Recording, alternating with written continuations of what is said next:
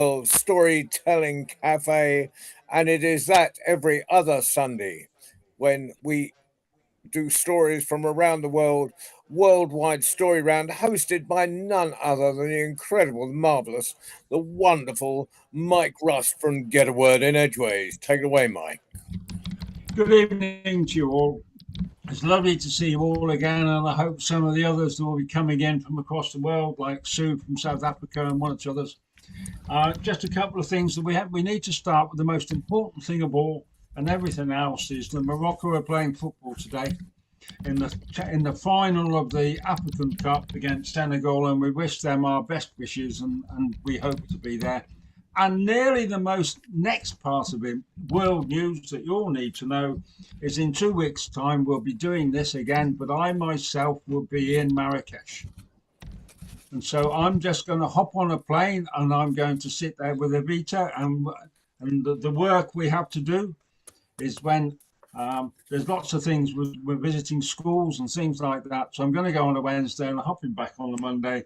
And so the Sunday in 2 weeks' time, I'm sure you'll all be pleased and very jealous that I'm going to be sat in Marrakesh. And I really hope that you wish for good weather, because I'm going to wish for good weather, I must admit. And looking at Evita today, who I know is sat there, and she's wrapped up in headscarves and all sorts of things. So I was rather hoping to see her in sunglasses, but we won't go into that. We ourselves here at Get a Word in Edgeways are pleased to announce that we're going to have a spring event. We had some money left over from ACE, which is the Arts Council of England, and they've allowed us to have another little event. So on the equinox in March, we'll be having another event over here. So I am starting the planning of that tomorrow with Sim, who's our creative director, and we're going to be sitting there and talking about that. And so as the news comes out, I'm sure you'll be up to date on all the news that we have. But we're excited to be able to announce that. And that's going to be March the 20th, 21st, around then somehow. And we'll wrap up the 26th festival, and we're looking to start again later in October. So here we are tonight again, the fortnightly story round, and it's lovely to see you all here. There's 10 of us tonight, and to Waleed, for once in my life, he's been such a good pal to us ever since we started this back in the COVID time. He's never missed, he's always there and everything else. And I'm quite sure he's got his eye on us. And Evita, are you there in the storytelling cafe? Are you actually sat in the cafe itself geographically? Oh, you're on mute. You're on mute, Evita.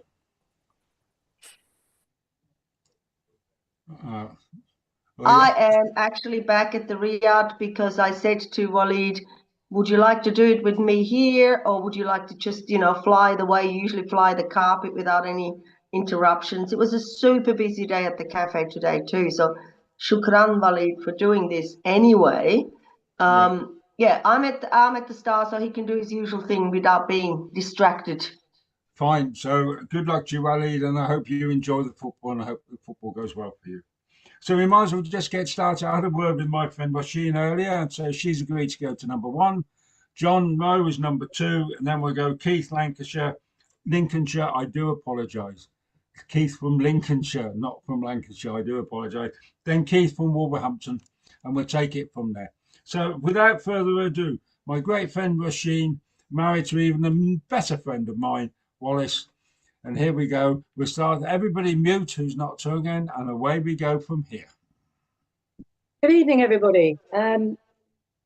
All this wonderful talk about potentially warm weather. On Thursday, Wallace and I pack the car, drive south, and don't stop until we get to the Mediterranean. We're going to be staying in Mojaca and Andalusia, and we're hoping for some sunshine too. So I thought that I would give you my favorite Spanish story tonight.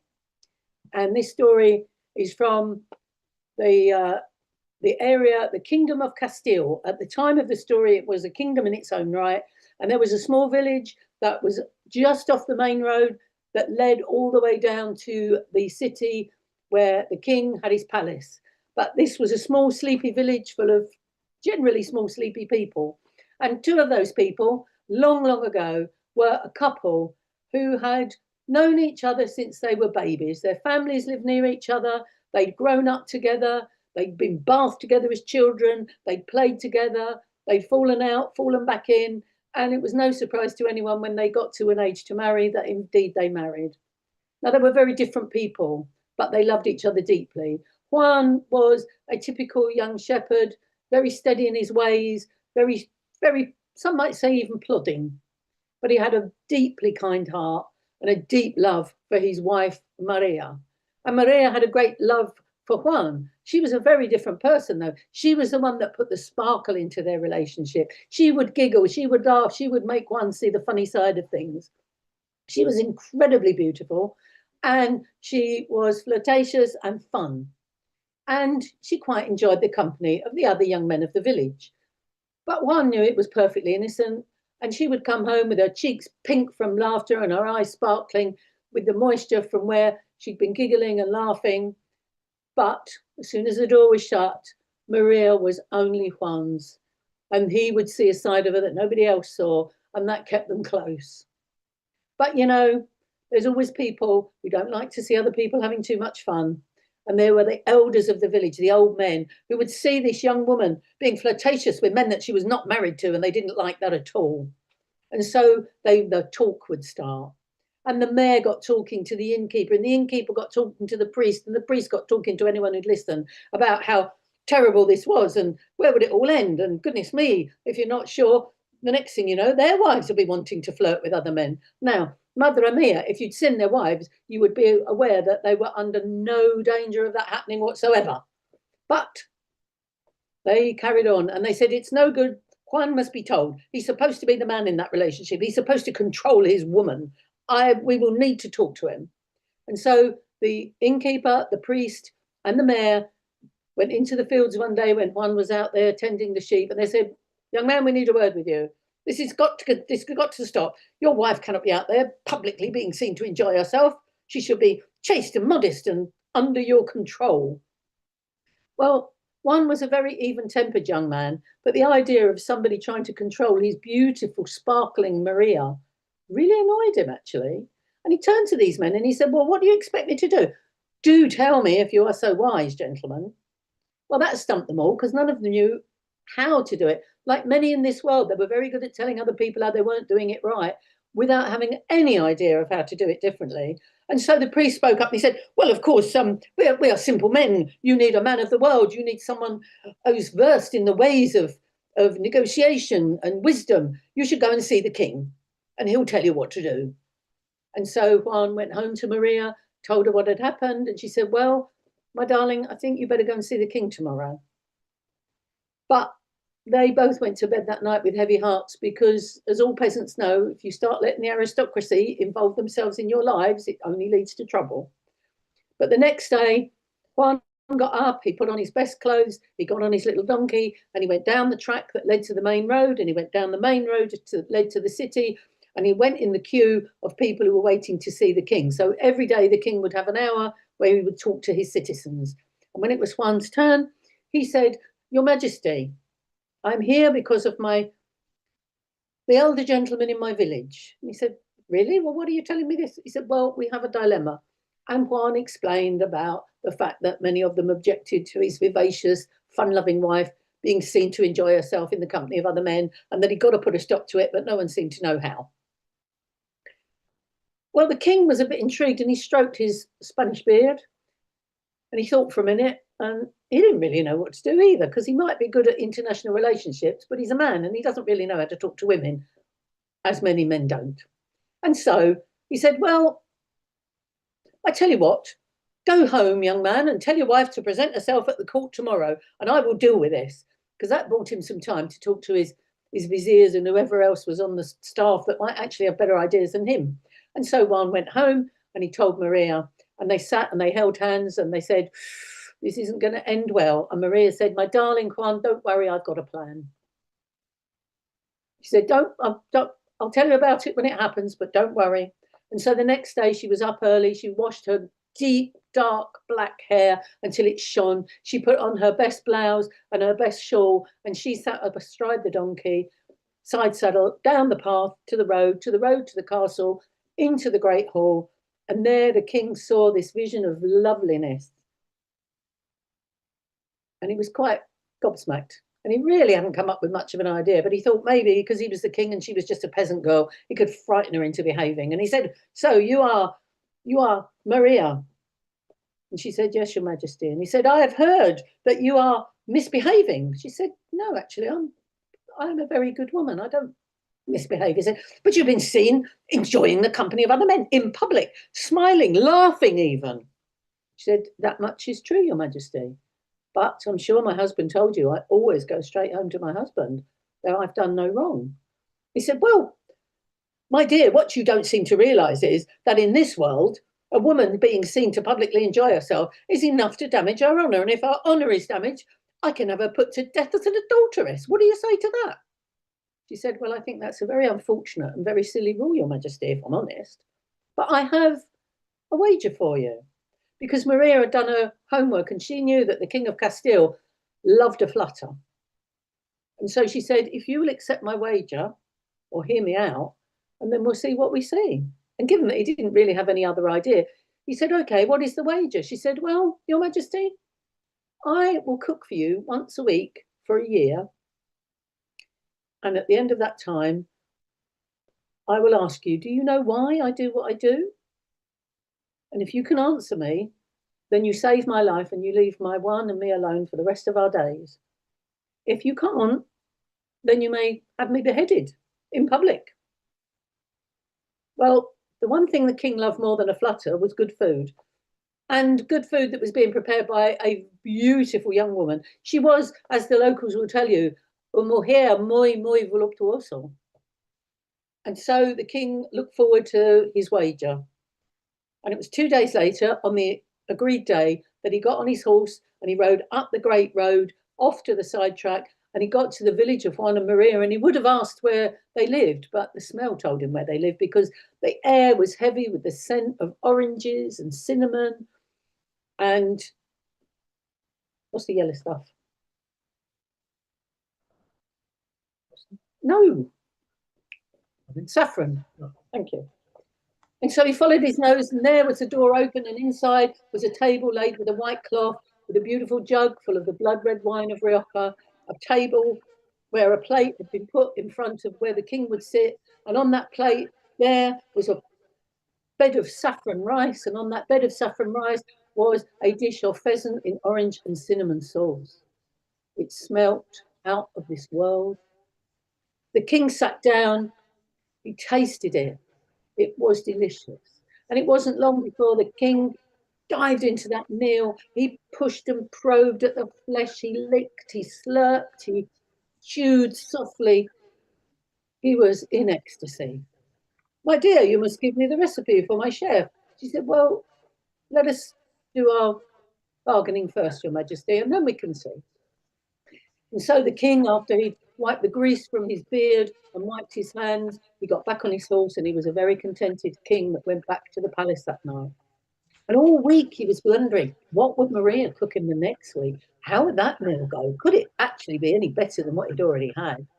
And so the next week he got on his horse, he trotted up the hill, he took the track to the village, he went to the house, and there was a familiar smell. Heavy on the air was oranges and cinnamon. And he went in, and sure enough, there was the plate of saffron rice, fluffy and gorgeous. There was the plump pheasant in orange and cinnamon sauce, and it smelt every bit as good as the week before. And the king enjoyed it just as much. Again, he slurped, he chewed, he pulled, he teased, he enjoyed every mouthful. And then at the end, when he'd wiped the grease from his beard and the sauce from his hands, he got back on his horse and he went on. And that happened the third week and the fourth. And each time when he got there, there was the same dish. And he tried dropping a hint and he would say, "Maria, this is wonderful. Oh, gosh, what else do you cook?" And she said, "Oh, many, many things, Your Majesty, but don't let your food get cold." He tried saying, "Would you like some recipes from my chef?" "No, thank you, Your Majesty. Do eat your pheasant." This went on week after week. And you know what? After a while, the king was thinking, it's Wednesday again. I guess it will be pheasant in orange and cinnamon sauce with a bed of saffron rice. And he would walk his horse up the main road and he would slowly go up the path, and he would get off at Maria and Juan's house, and he would drink a little more of the red wine than he might have done otherwise, until after about 3 or 4 months, he went in there one day and it was all too much, and he just sat down and he said, Maria, please, why are you serving me the same dish over and over again? And she said, well, Your Majesty, why don't you like the same dish over and over again? He said, well, because I'm a man, and a man likes a sense of variety in his life. I said, oh, would you like to ask me why I behave the way I do then? Well, he didn't have to, because he realised the answer would be the same. Ah, variety. Okay. The king pushed the dish aside. He did drink the rest of the wine. He wiped his hands and he said, Maria, I will leave you and your husband in peace from this day forward. And if anyone disagrees, they will have me to deal with.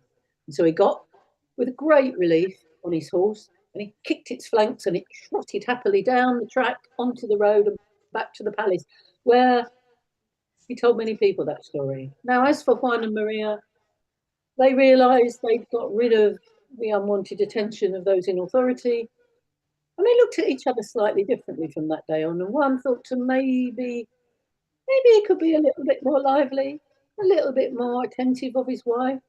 And Maria, she thought, well, maybe her beloved Juan was the one she actually wanted to see laughing. And maybe they'd just grown up a little bit. Because from that day onwards, they spent a lot of their time together. And the people in that village will tell you to this day, they lived a very long and happy life. They had many children, many grandchildren, many great-grandchildren. And they never looked their age. And the locals will tell you that's because they spent a lot of their spare time recreating different recipes for pheasant.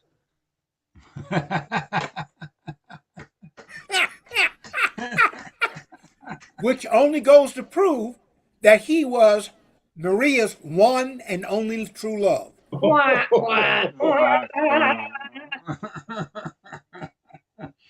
Well, thank you very much, Machine. Like a good red wine, the older you are, the better you get. Okay. Right, now we've got a real sort of treat for you now, because I spoke to John Rowe earlier today, and one of the things I asked him was that if he could organise some of his poems. So next we're going to John Rowe, who sat in Gloucester. Now, he is not actually going to show you his flat because he's having a big tidy up. So that means that everything's just on top of each other. So we're just going to see his face in the chair and a portrait of himself behind him, I think. But no more than that. Okay, and you're muted, John. So you have to unmute yourself. I'm muted, and I've tried to cover up a bit of that photograph with a photograph of my old mum and dad. So the first poem's for Bubba C. Well, it's related to the stuff he was saying earlier, but I wrote this years ago, 2008, April the 5th, 2008, and as all you need to know if you're not from this country, that at 60 we get a nationwide bus pass, where we can go it's hitchhiker's dream. We can travel on free for buses all over the country. But it used to be just for your own locality. And the day it became nationwide, I had this bus pass in my pocket. And I had a gig up at Warwick University. Now, I was stupid thinking Warwick University would be in Warwick. So I didn't look at the travel instructions on the contract. I just got on a train to Warwick. And while I was there, I did read on the train, I read the travel instructions on the contract, and it said it was in Coventry. So I'm thinking, so I rang up, before you could get the internet on your phone. So I rang up HQ, where one of my children was sitting by the computer. I said, could you get on the computer and work out how I can get from one place to another? And he said, get such and such a bus. So I got the bus and it was probably the first day the nationwide came in. And so I looked at the poor bus conductor and I showed him this thing, and he hadn't the faintest idea what it was, but he let me travel anyway. So I wrote this. It's April the 5th, 2008. Yesterday, I used my nationwide bus pass for the first time. The driver punched me out a ticket and wanted no money. Free at last. Free at last. I'm over 60, traveling free at last. Yesterday, 40 years ago, on a hotel balcony in Memphis, Martin was cut down by a bullet in the land of dreams. Free at last. Free at last. With the right to bear arms, they were free at last. And the Northern Hemisphere burst into flames. Paris, Madrid, Grosvenor Square, Barclay, and what? You didn't need a weatherman that know that state and country, bank and corporation can transform a nation. Whatever we did, free at last. Free at last. Free to exploit us, they were free at last. At best, we were expelled from our schools and colleges. At worst, our spokesmen and women were jailed or executed. Free at last. Free at last. Free to incarcerate, they were free at last. Now, after 4 decades of absorption, we have relinquished our power to the Health and Safety Inspectorate, who force us to erect fences around our celebrations and steward the revolution in high visibility flak jackets. When the war happened, despite a march dwarfing anything seen from the windows of the US Embassy in London in 1968, when the British public saw on television for the first time police drag protesters through their lines and kick 7 bells of hell out of them, no one set fire to the city. No one blockaded the ports and airports. No one burst into Parliament and stuffed flowers down the throat of the Prime Minister. Free at last. Free at last. Free to be sidelined. We were free at last. Now, I address conferences between visiting prisons and pretending I can influence policy because I'm some kind of artist while traveling for free on the nation's buses. Ironic, isn't it, that it should be buses where we are. Free at last. Free at last. And Rosa, with your pass, you would have been free at last.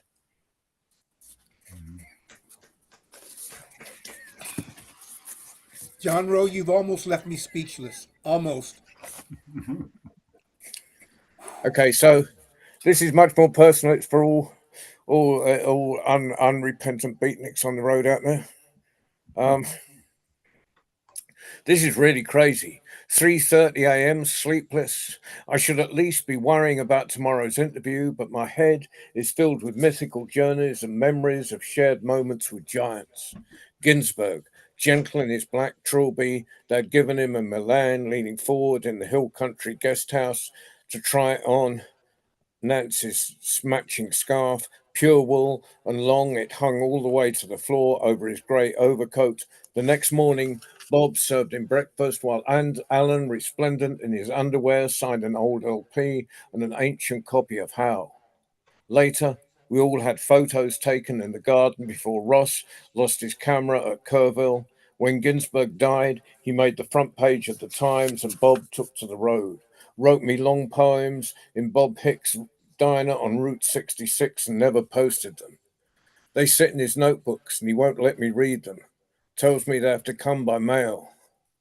But I long to glimpse into the shape of his madness. I want to see how much I recognize and how much it took to replace his steps across America, looking for lost communes and rambling Jack Elliott. I've been through his visions of decay and need to know what difference vastness makes. Literature has this trick of making moments as long as legend itself. And the rest of us wonder why our lives don't measure up to what we have read. We even know the lie, how Orwell ran back to his mother between chapters of Down and Out, and know why Kerouac never cut the apron strings but documented the images he had of his angelic friends in a series of novels that took a whole generation across the globe on nothing more but their rucksacks and some crazy sharing of consciousness I've never seen repeated. But this does not diminish the power of each unleashed through those dog-eared paperbacks we have all carried in our souls. And even now, with decades and families and thousands of journeys under my belt, they still reach out, disturbing my nights with their dreamtime cries of endless movement. And like all junkies I have never known, they must long to take others with them. And Bob and me and those cowboy poets I've shared fires and whiskey with all take turns at the vigil with a willingness we never question.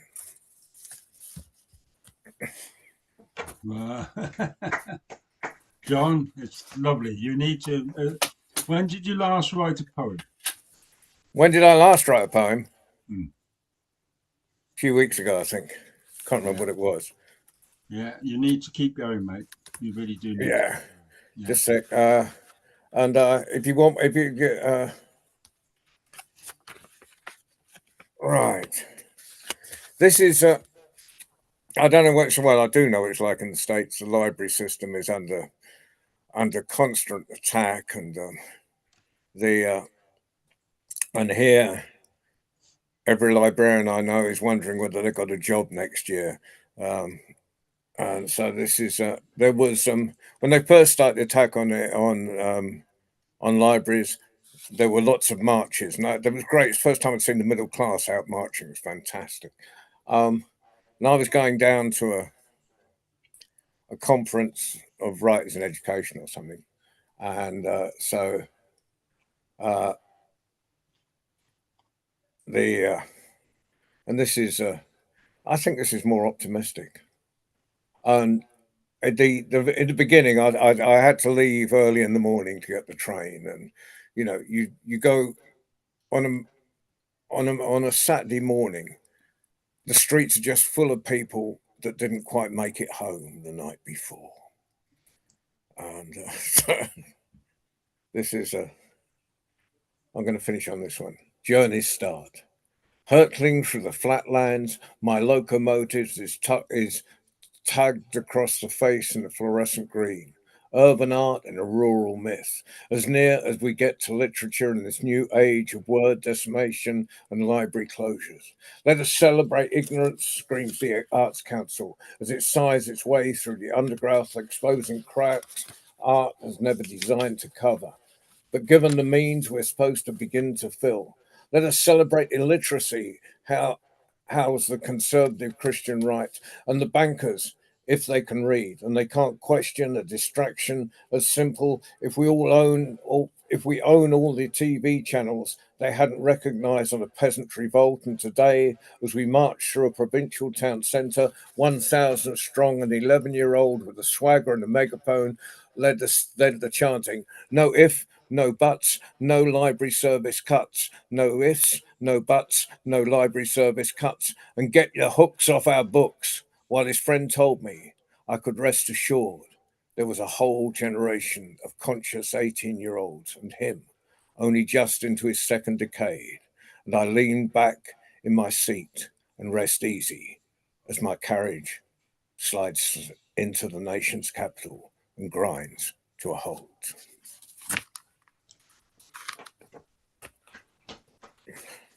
So, Lovely, John. Well done, well done. I know you have your other things to do this evening, so thank that's all right. I'm going to listen for a while. I mean, Oh, okay. Yeah, fine. Okay. I had a poet mate called Ted Jones, who was the African American poet, and he used to, when he was going from one place to another, he'd go, "Got to read and run. Got to read and run." Well, but I ain't going to do that. absolutely. So stay for as long as you can. It's always lovely to be in your company. And with a bit of luck, we'll meet in Marrakesh in a couple of weeks' time. I'm going to keep saying that tonight because I'm really looking forward to it now. So now I'm going to get this right. So I'm going to have to concentrate. So we're going to go to Keith from Lincolnshire. So I can't. And the thing about Keith from Lincolnshire, he's one up on me because he's got a tractor and I haven't at the moment. So we're going to go to Keith from Lincolnshire, who I know I'm going to meet in person at the East Anglia Storytelling Festival because I've had my invite to be there. So and I know you're there as well. So yeah, I'm hoping to go. Okay. Yeah. right. Okay. Right. So Keith from Lincolnshire. Next is Keith from Wolverhampton.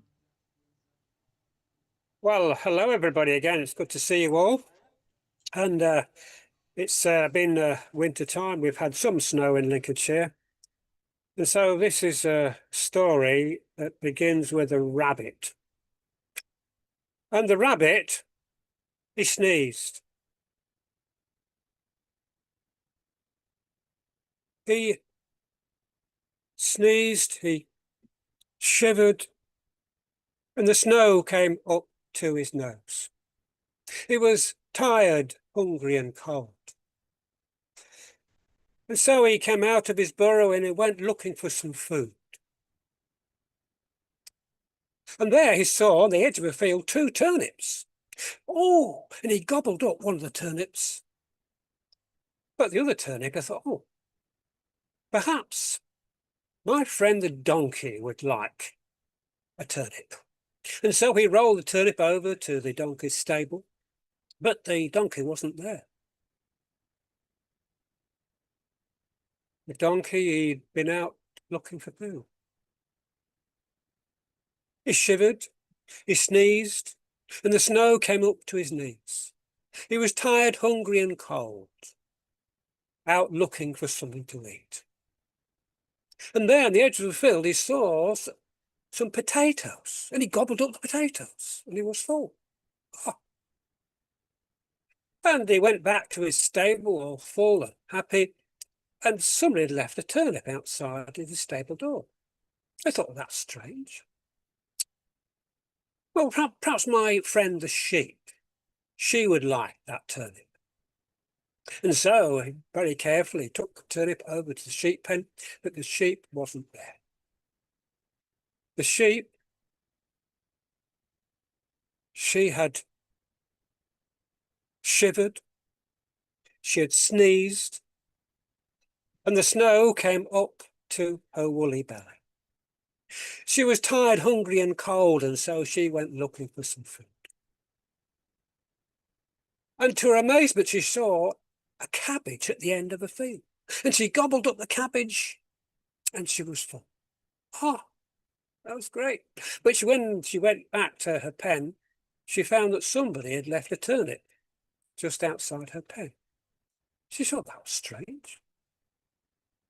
Well, because she was full, she didn't need the turnip to eat, and so she thought, well, perhaps my friend the squirrel would like it.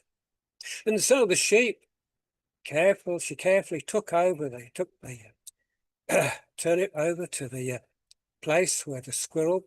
Now the squirrel lived inside of a tree, and there was a hole inside the tree, which was his doorway.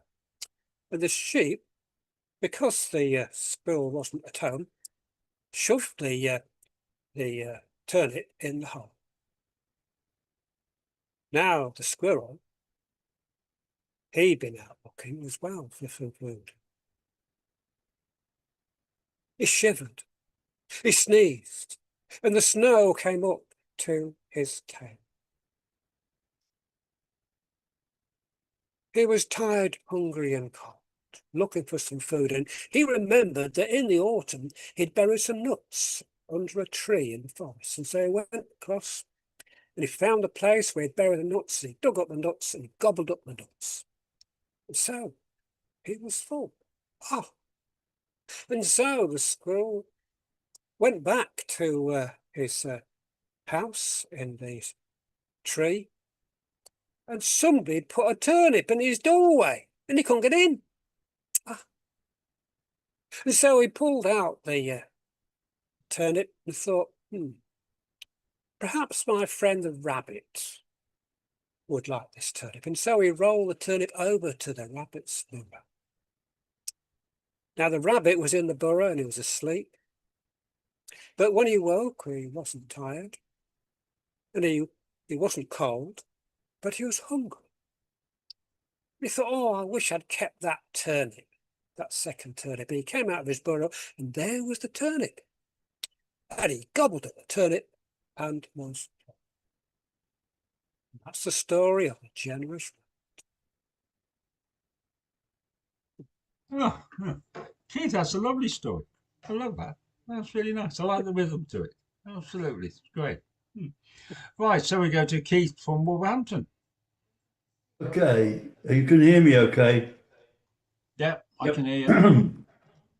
I've got an external microphone and it sometimes doesn't work. But as it is working, we're going back in time to ancient Egypt.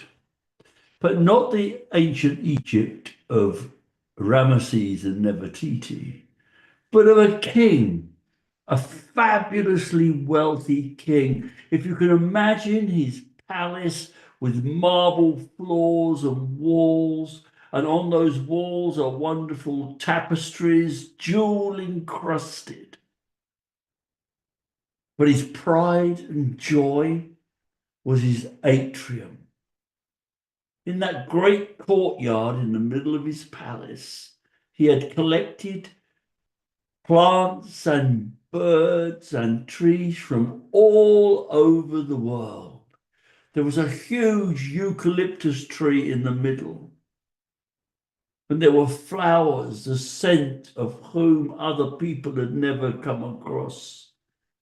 And the birds sang in the bushes and the tree, and he liked to sit on a stone bench, take in the smells, listen to the birds and the furry creatures running about, and then open his eyes and look around at this paradise on earth.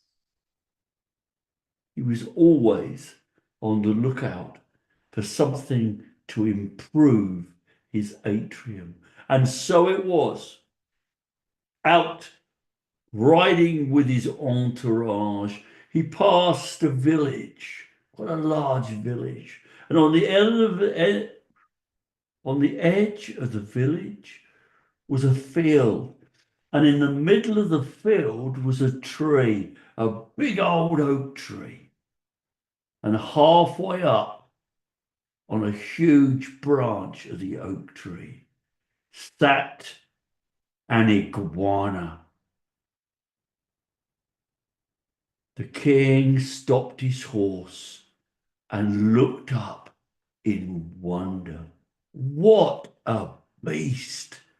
What a magnificent beast! I must have that beast to sit in the eucalyptus tree in my atrium.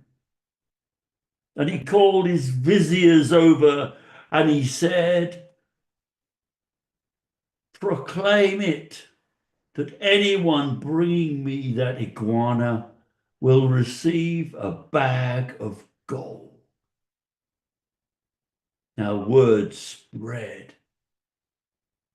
and the villagers saw it as a sport. For every time someone came to capture the iguana, a huge crowd would gather, and the strong came first, those with great muscles, and they tried to shake the tree, and the iguana, clinging to his branch as he shook, looked down with disdain. And the people of the village hooted and laughed and shouted insulting comments.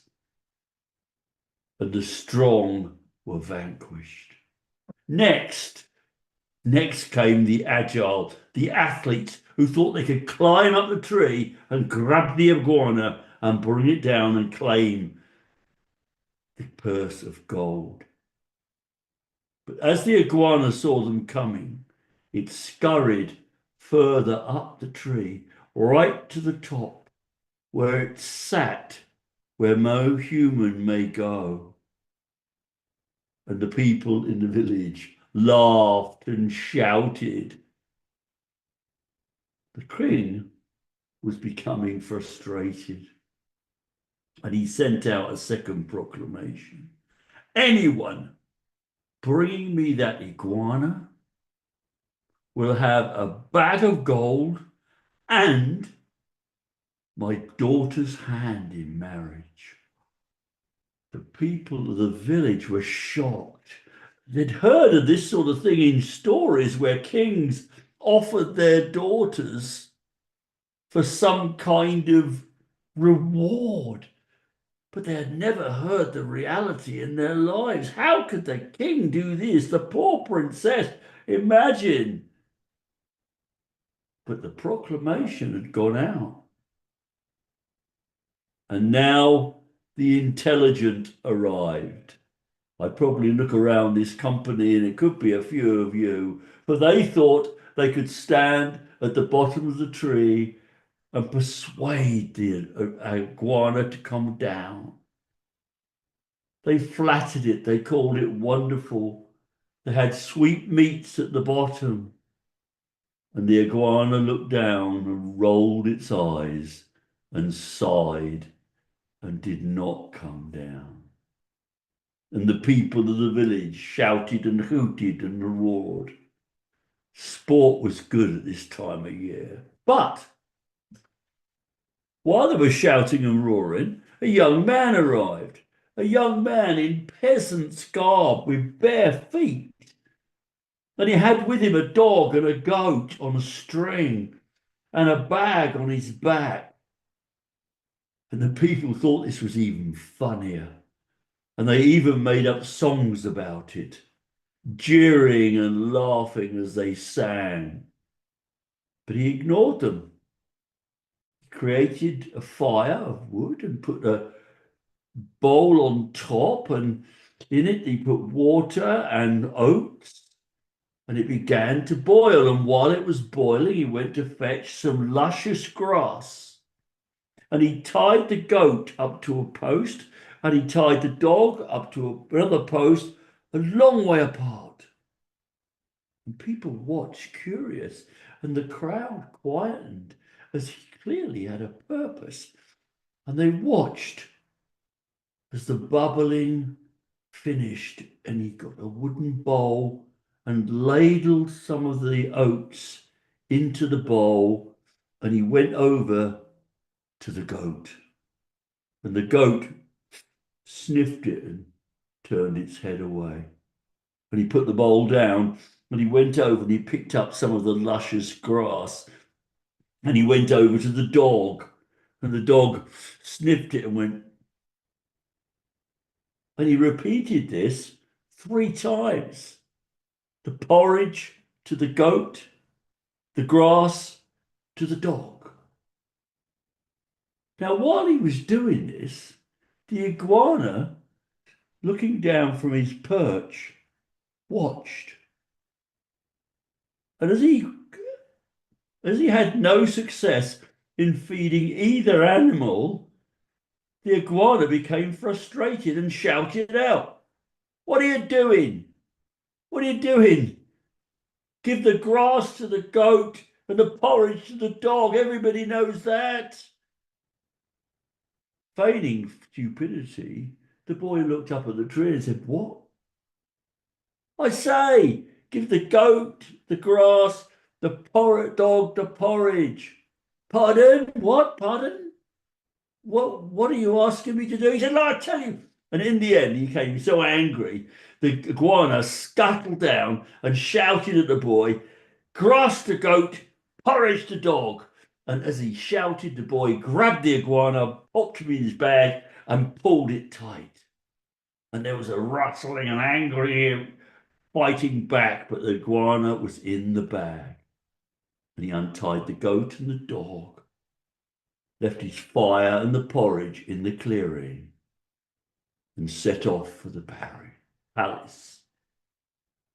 When he arrived at the gate, the guards with their great pikes stood in his way, crossed, seeing a peasant boy standing in front of them. "I think you'll want to let me in," he said. "I've got the iguana in my bag." And everyone had heard about the iguana, and they could see that fighting away. And they opened the gates, and he marched in, and he was taken into the atrium.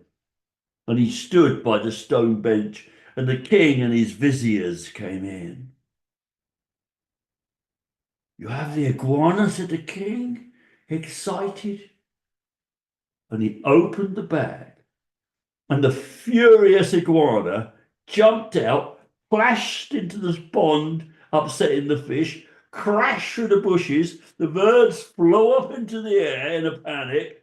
He ran up the tree and sat on a branch of the eucalyptus tree. And he looked around with an angry look on his face, and he ate a couple of eucalyptus trees. And then his face changed a bit, because he thought, well, actually, they're quite nice. Eucalyptus leaves. And one branch is the same as any other, really. Quite comfortable here. And he settled down, holding on his branch. As the king stood there, delighted that the iguana had now taken place in his eucalyptus tree, one of his viziers came forward and whispered in his ear, "I'm sorry, sire, it's not just a bag of gold you've got to give this boy. You've offered him your daughter's hand in marriage." God, the king did remember. What was he going to do? "Well, we have to clean him up," he said, and they took the boy off. They took the boy off, took his peasant's clothes, put him in a bath, washed him, put fine clothes on him, and took him back to the atrium, and he sat on the stone bench. And the princess was led in. And she sat on the bench, not quite next to him, and the advisors and handmaidens backed off. And the boy smiled at the princess and he said, "It's okay, princess, I have this bag of gold. My family will not believe their good fortune, but I am a peasant boy. You don't have to marry me." "Wait," she said. Tell me about your life." And he recounted the things he did, playing with his brothers and sisters, climbing trees, swimming in rivers, running around having fun. Not much to put on the table, but enough. And as she listened, she smiled and said, "Someone helps me dress, they feed me all the time. All I do is read books and sit on golden cushions. Your life sounds very interesting, and you, a clever man who outwitted the iguana. I think that I might be happy to marry you." And so it was. They were married 2 weeks later with a great festival where his family and the whole village were invited. And guess what? They lived happily ever after. Thank you. Oh, that's great. Well done, Keith. That's a lovely story. Lovely. Thank you. Absolutely. So we're going to Yaspina next, and after that we've got Donald to Evita to Bawasee. So, and should be sitting on an island in the middle of the Mediterranean. Now, you're saying that with the words of Envy come to mind, but she was born there, so she lives there all the time. The island of Syros, which is smack somewhere near Greece. And Yaspina's here with us, and she's going to tell us a story. I am indeed, yes. I have been looking into the life of the great philosopher Solon. And although these were very, very patriarchal times, and I still have I have a hard time coming to terms with how excluded women were from the society back then, still there are fragments of wisdom we can draw from that past. So Solon was born on the island of Salamis, and at the time of his birth, Salamis belonged to the grander kingdom of Athens, Attica, but there was a dispute over the island between Athens and Megara, a nearby kingdom, so another city. Now, Solon was a noble offspring. He was of some kind of royal blood, had been in his family in the past, but they weren't very well off. So even though they were nobility, his father had to take a boat and perform the job of merchant. And when Solon came of age, he went along with his father, and they did well. They traveled around the Mediterranean, Cyprus, Northern Africa, Egypt of the time, and his father profited from trade. But Solon not only became a successful merchant himself, every place they would visit, he would go out and seek the wise people of that land. And while they were there, he would learn from them. So, back home, when they returned to Athens, Salamis had been taken over by the Megaris, the Megarian people, the other city, their rival. And it had been a long war of that, war that had costed both parties money and blood. Men had been wasted over that island, so much so that when the Megaris took control of the island, the Athenians, tired of doing war over it, they put out a law that forbade anybody from speaking the name of the island. Any conversation on that island was forbidden, punishable by death. But for Solon this was quite a hit, because it was his hometown and he really, really wanted it to be part of Athens. He was an Athenian citizen himself. So Solon was also a poet writing political poems, much like what John Rowe read for us earlier. And he really wanted to read his poem called Salamis to the Athenians. But if he did so, he would be hung. So he concocted a cunning plan. He started acting weirdly, bizarrely, on several occasions, even within his own family and out in the streets. And people started talking, going over how Solon had turned crazy. And once that rumor was established, that there was something seriously wrong with Solon, he grabbed that chance. He took his poem, went to the Agora of Athens, and read it out loud. Crazy as he was, he would not be punished. He read the poem to the Athenians, and he ignited the patriotic feeling in them. And the people, they started getting warm-blooded, and there was this uproar. And then the Athenian oligarchy, the few aristocrats that had the authority in their hands, could not contain the people.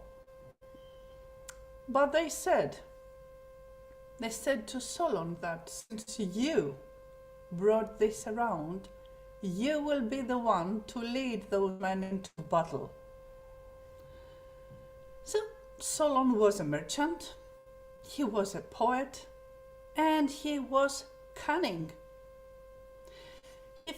He knew that if he took those men into battle straight away, it would be just another battle lost, one of those that cost both money and blood to the state. And he did not want that, so he thought of a different strategy. He sent one of his men to the island of Salamis, one of the Athenian soldiers. And that soldier claimed that he was being mistreated in the army and he wanted nothing to do with them. He had just gone rogue and he was a total enemy of Athens now. So the Megaris were not very gullible at first. They said, "How do we know you're speaking the truth?" And yet they did not come empty-handed. "I have a trick you might want to use." Now, he told them that on that particular period there was a great feast to goddess Demeter. And all the women of Athens, all the ladies, young ladies, married ladies of the aristocratic families would all be at that specific cape to sacrifice and honor the goddess.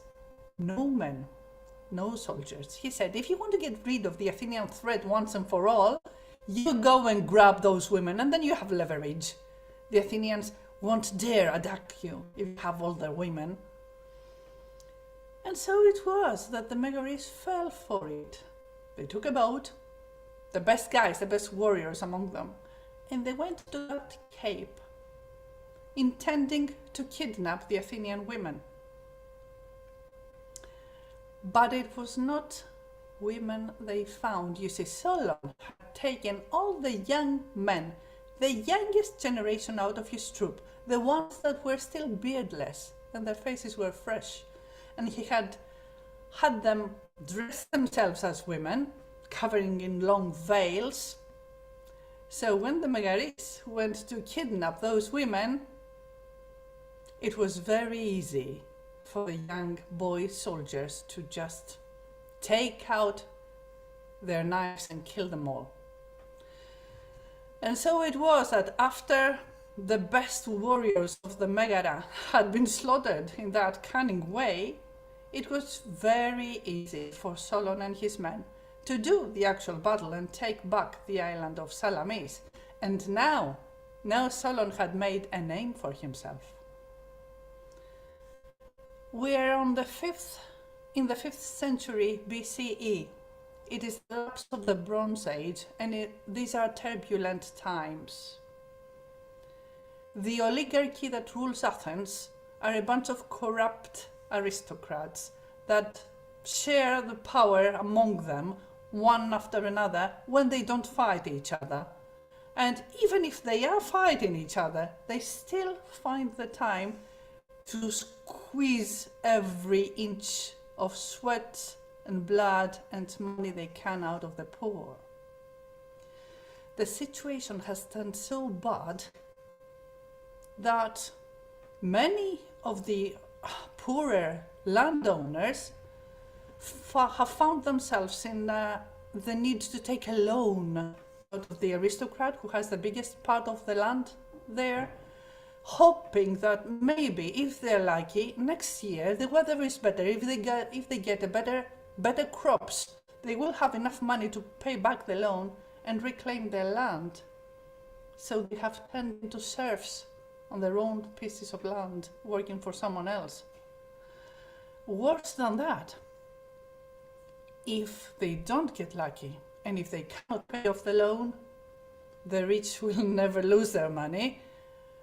The poor people will be sold as slaves, either within Attica or outside it, even sent abroad, them, their families, their children included.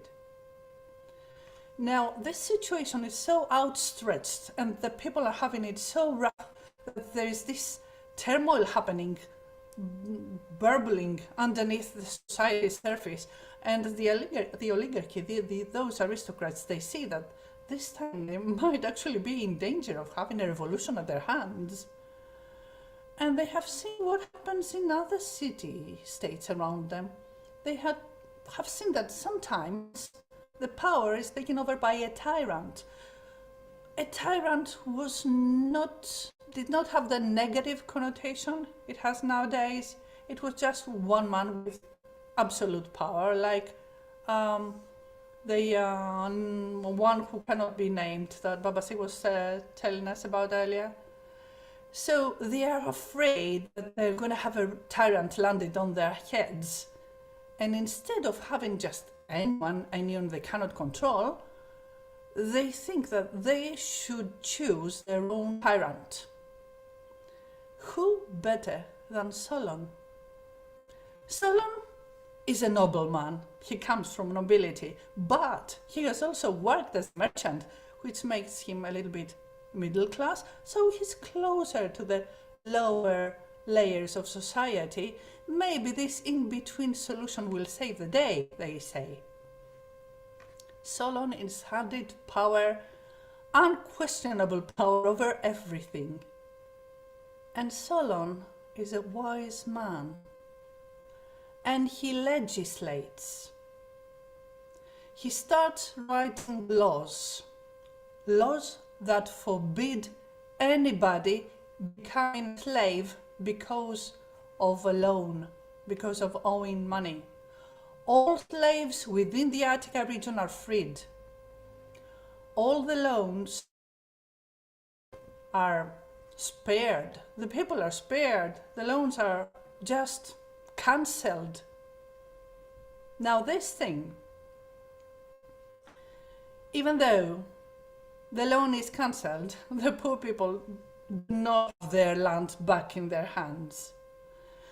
These laws he makes do not satisfy any one side entirely.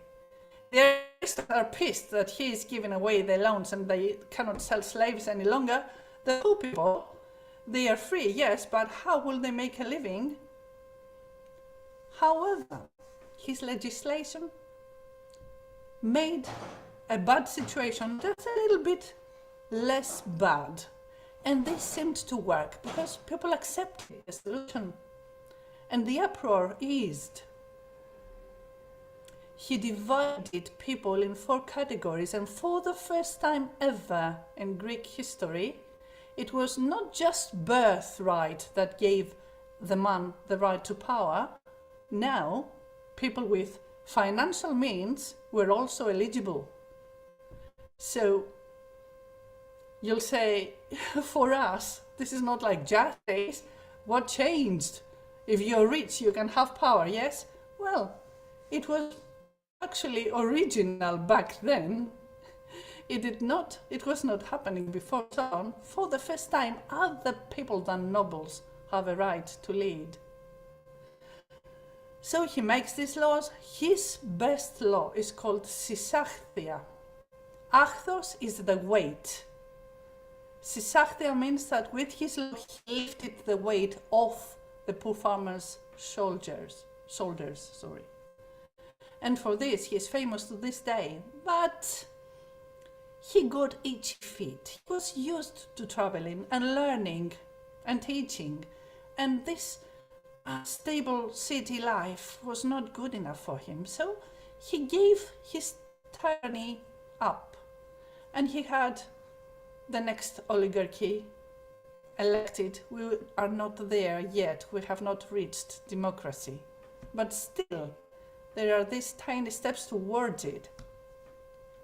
He makes the Athenians promise that even if he's gone, they will keep his laws for the next 50 years, which they promise, of course, and Solon is off. And they don't. In 3 or 4 years, they mess up again. But Solon is out of the picture, and he's out traveling. And he's traveling to the Near East. Now, he has made such a name for himself, being a legislator, being a poet, being a merchant and all. He has traveled. He's a globetrotter. He's known. And he reaches the kingdom of Chrysos, that very famous character from antiquity, whose name is still used nowadays if we want to talk about somebody extremely rich.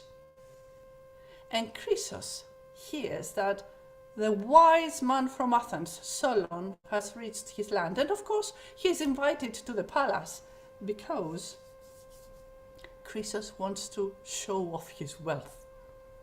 So he receives Solon with all the honors, gives him a banquet, and then he takes him around to see his treasury. They pass from room to room, showing him incredible wealth. And Solon is just not impressed. He takes him to the most secret part of his treasury, and he opens up that door with all the jewels and the incredible wealth in there, all the carpets hanging from the walls, and jars full of rubies and diamonds. And he says, "Tell me, Solon, now that you've seen everything, who is the luckiest man on earth?" And Solon says, "That's easy, sire. That is Clymenes from Athens." "Clymenes?" says Chrysos. "Who is that? Who on earth is that?" Clymenes from Athens was a very heroic young lad who fought for Athens and saved his country from the enemy hands, and he lived to a very old age and saw his sons being born and his sons bearing other sons, and He lived up until the end of his days, surrounded by family and love. That is the luckiest man I know. Now, Chrysos does not like the answer, of course, so he says, okay, who is the second luckiest man you know? And Solon says, sire, the second and third luckiest men I know are two athletes from Athens whose mother was had mobility issues, and she couldn't attend to watch them compete in the race, and they carried her along on their backs and brought her there just to honor their mother, and they were very well spoken of by their fellow Athenians, saying they had sons who also honored their country, and they lived to an old age surrounded by family. Now Chrysos has had enough. There's steam blowing out of his ears, his face has gone red. He says, well, they told me you were a wise Solon, but apparently you're not so wise. How is it possible that you talk to me about all these lucky men and you don't consider me being rich as I am, having seen all the wealth in my palace? How is it possible that I am not the luckiest man you know? Well, sire, I can see you're very rich, said Solon. However, we are not entirely responsible over our luck. I have seen people of wealth, their chances being upturned and them ending up being poorer than poor. And I have seen exactly the opposite. People starting from low and going up in life. You never know what life holds.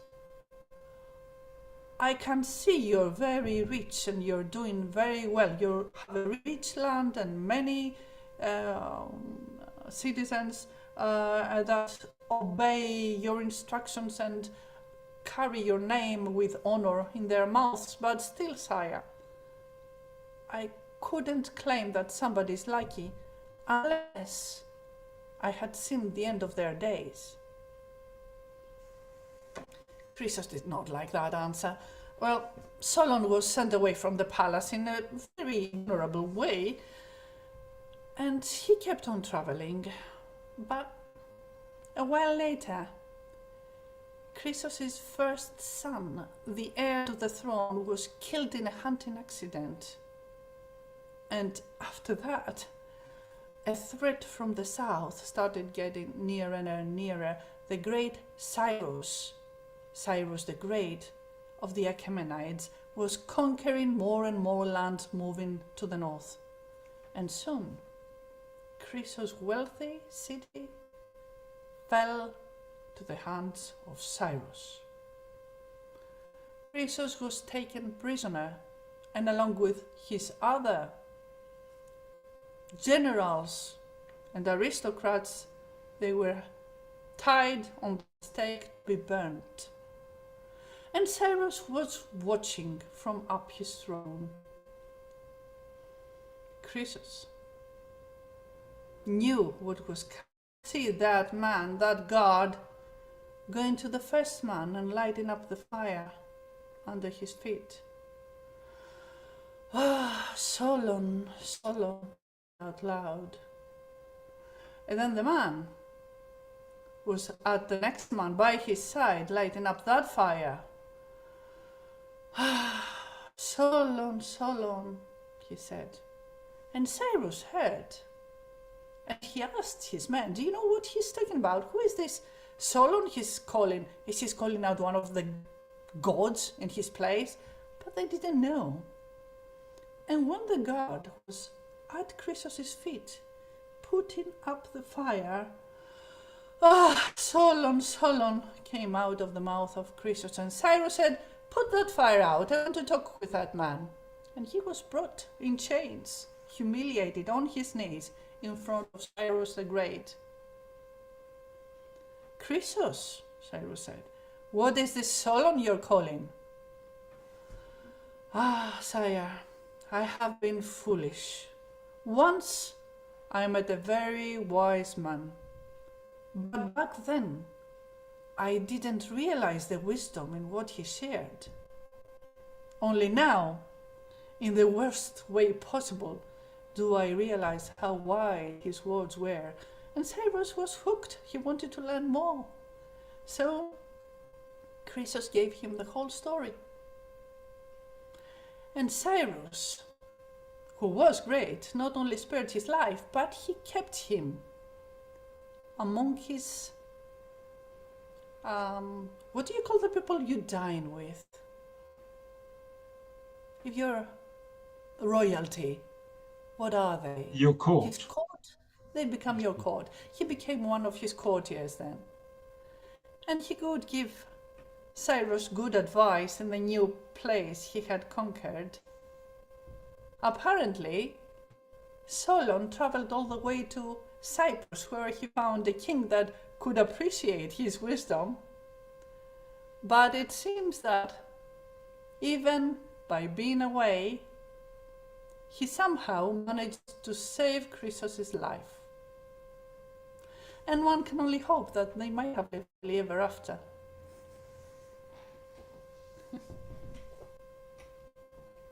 Thank you, Lisbina. That's lovely. Great. Okay. Well, I think we're going up from the warm climes of the Mediterranean to the colder parts and north of the border, where they're going to talk about, we're not going to talk about football now. Okay, but at the moment it's 0-0. It has started, so I'm watching. Okay, so we're going to go to Donald Nelson from Glasgow, just north of Glasgow. Thank you very much. We took the camper van out for a run today, just give it a bit of exercise because it's been lying for a few months. And we took it to Aberfoyle, which is in Rob Roy McGregor country. And I thought, I'll tell a story tonight, a Rob Roy McGregor story. But when I got home, I don't put your thumbs up yet, Mike. I couldn't find any Rob Roy stories. I know I've got some, just to remind myself, but I did find this one. Which is not related to Rob Roy, but it is a wee story, and it's a work in progress. Never told it before, just discovered it this afternoon. So here goes. There was a wee page boy, and he was in service in a castle in the west of Scotland. He was a good-natured wee boy, and he was very enthusiastic about his job. And because of this, he was well liked in the castle. From the laird, the lord of the castle, and the land all around, right down to the old butler. Now the castle stood on the edge of a cliff above the sea. And in the thick walls of the perimeter wall, there was a door. And this door led to a narrow stone staircase. And that staircase took you down to the beach. And some of the people in the castle in the summer, we actually do get a summer in Scotland, believe it or not. In the summer, they would go down and swim in the sea and enjoy the beach. And just beyond the beach, there was the castle gardens, beautiful castle gardens.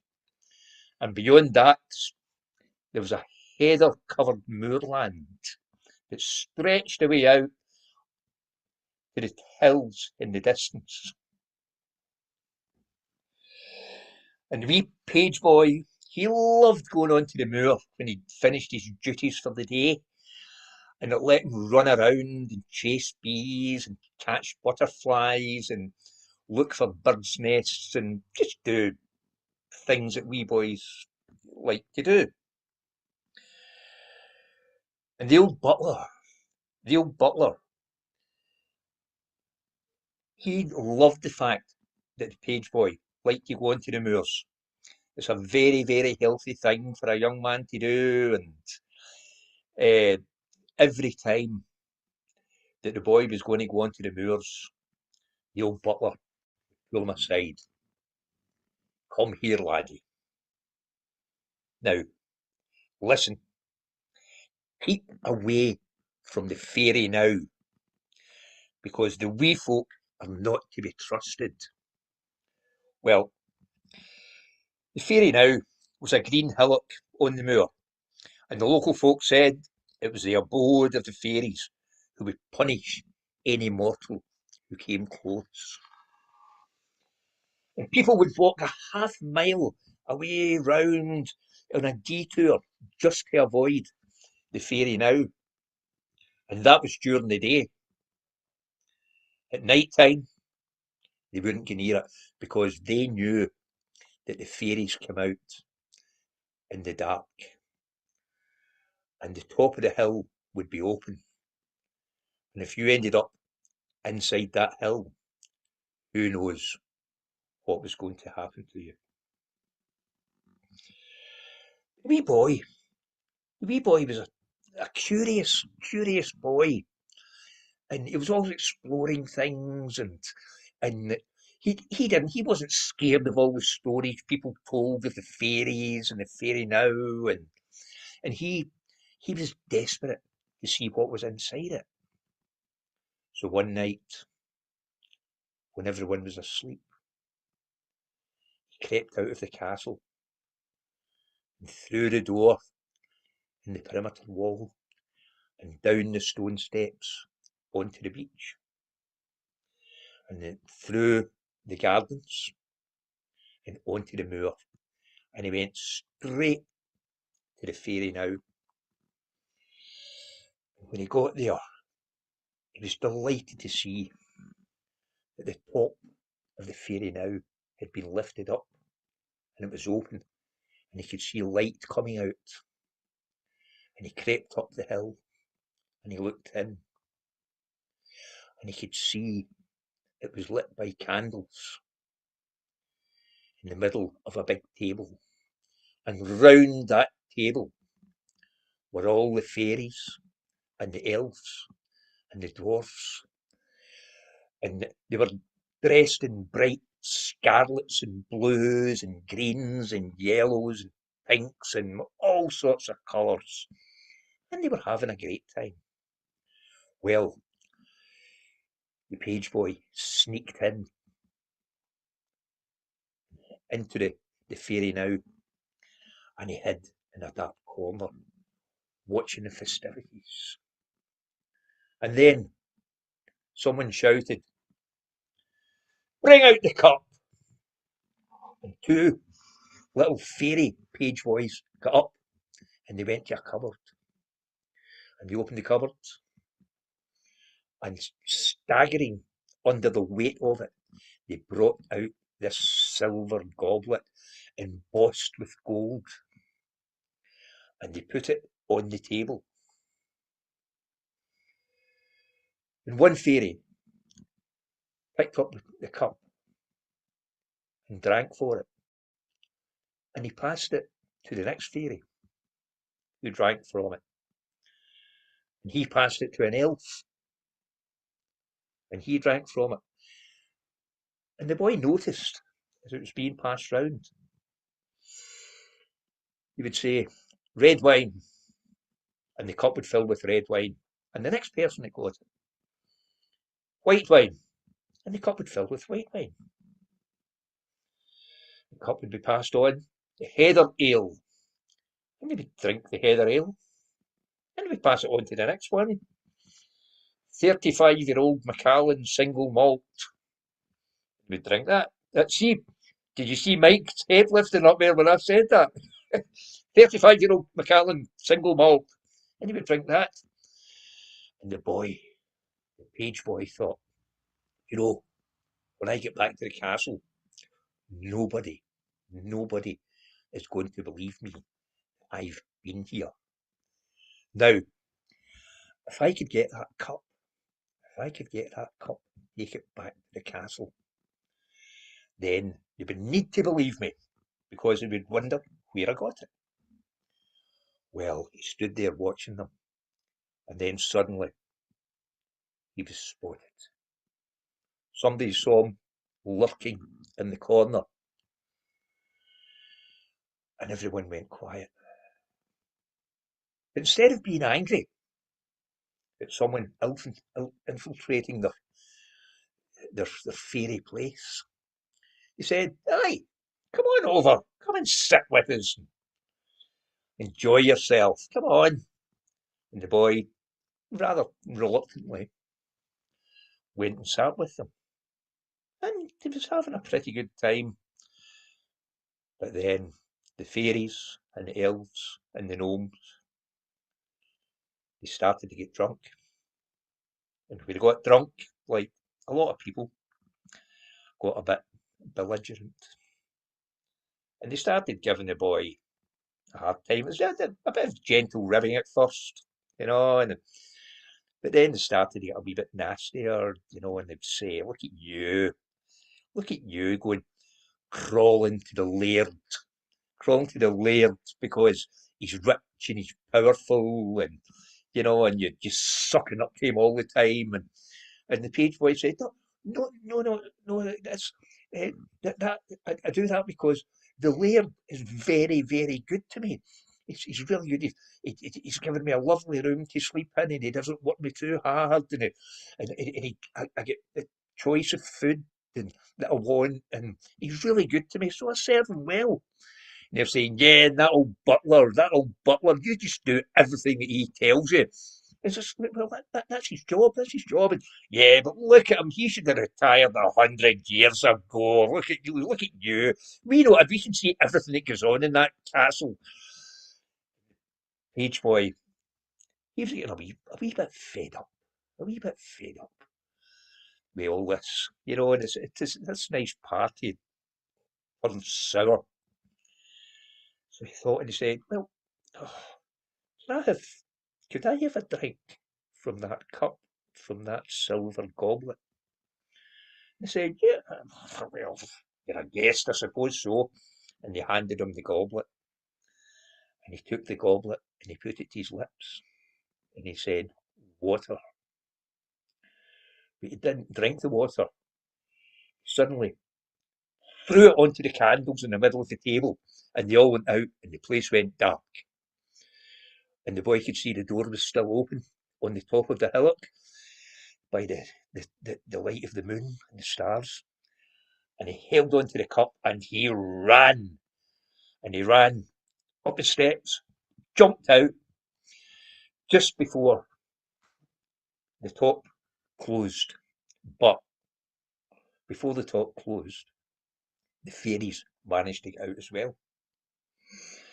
And the boy ran and he ran as fast as he could. And he was a healthy young boy because he was always out in the moors and he looked after himself. And he was young, but he was carrying that heavy goblet. And the fairies, as fleet of foot as the young man was, the fairies were catching up.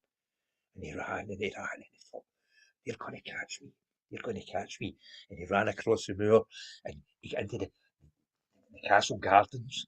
And he ran through the gardens and the fairies were getting closer and closer and closer. What am I going to do? And then he remembered, fairies, they can't cross running water. And there was a wee stream, a wee burn as we call it in Glasgow, a wee burn that ran from underneath the castle down the beach and into the sea. And he thought, if I can just reach that, if I can just reach that burn and get across it. And he ran, carrying that heavy, carrying that heavy goblet. And he got, just as he got to the banks of the burn, the lead fairy reached out to grab him, and the boy jumped.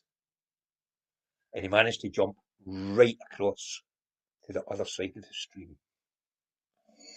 And he still kept running, even though he knew the fairies were on the other side of the stream going, no, we've lost our goblet, what are we going to do? We can't get across the stream.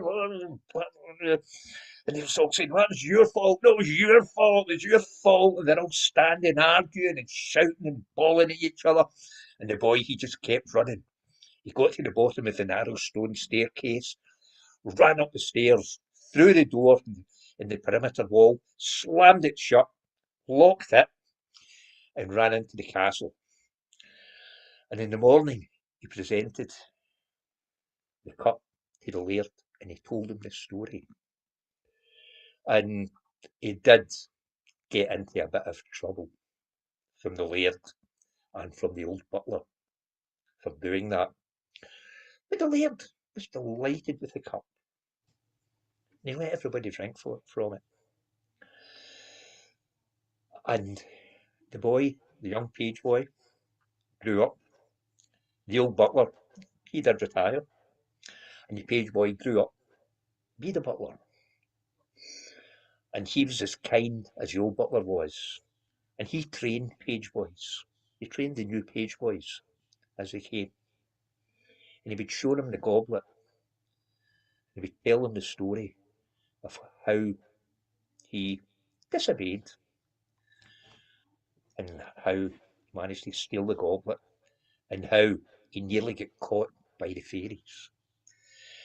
And what the fairies would have done to him if they caught him, he doesn't know. But he always told that story to the page boys as a warning to stay away from the fairy now. Oh, thank you, Donald. That's lovely. You'll get a Rob Royce story next 2 weeks' time. Yeah, well, in 2 weeks' time, I'll be in Marrakesh and I'll hold you to that. Right, okay, rub it in, mate. Yes, and if we're going to talk about whiskey, talk about Glenfiddich, okay? But we won't go into it. Well, Glenmorangie is my tipple.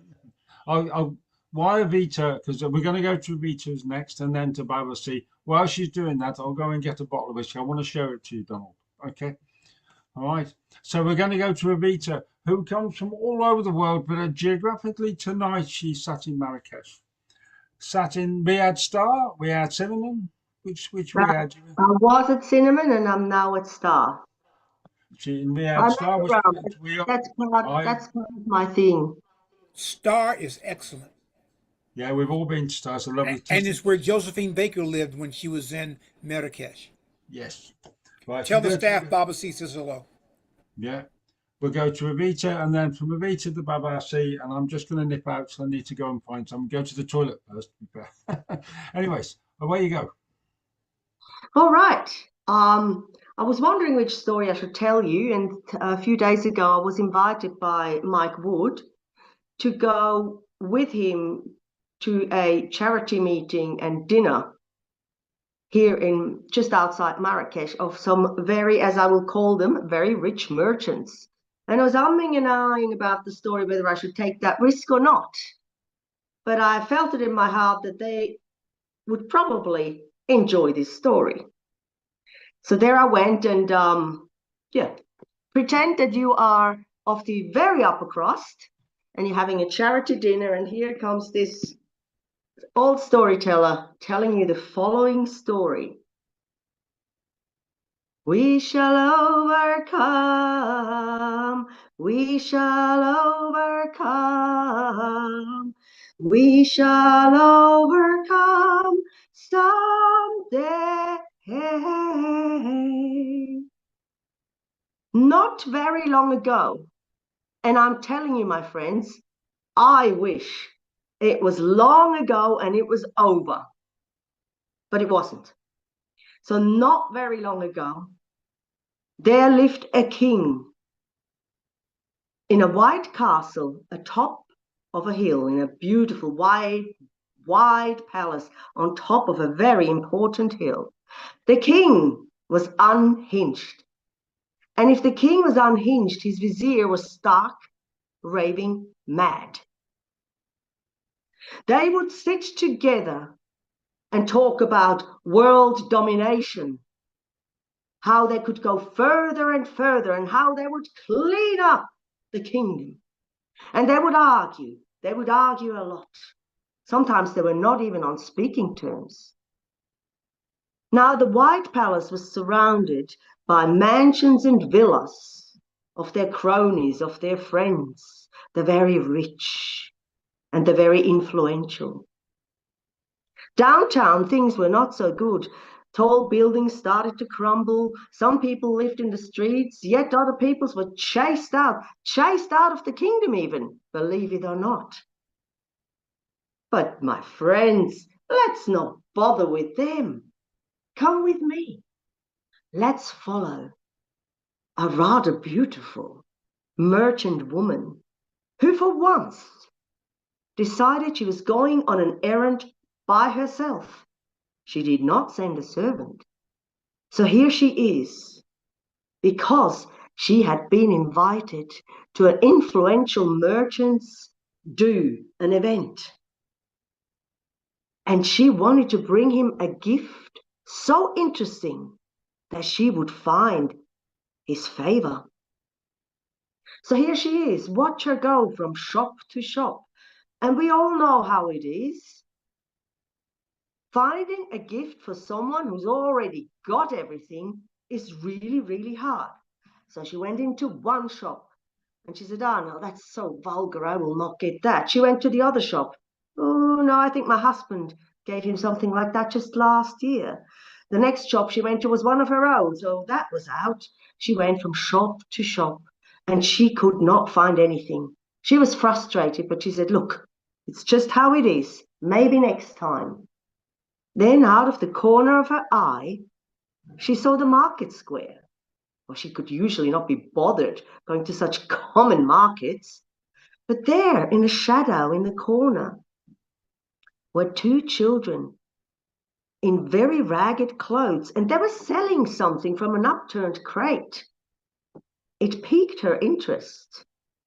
So she went not quite close, but a bit closer, and she saw on that upturned crate, there were little white candles that the children obviously had pulled themselves, because they were not good-looking candles at all. They were not straight.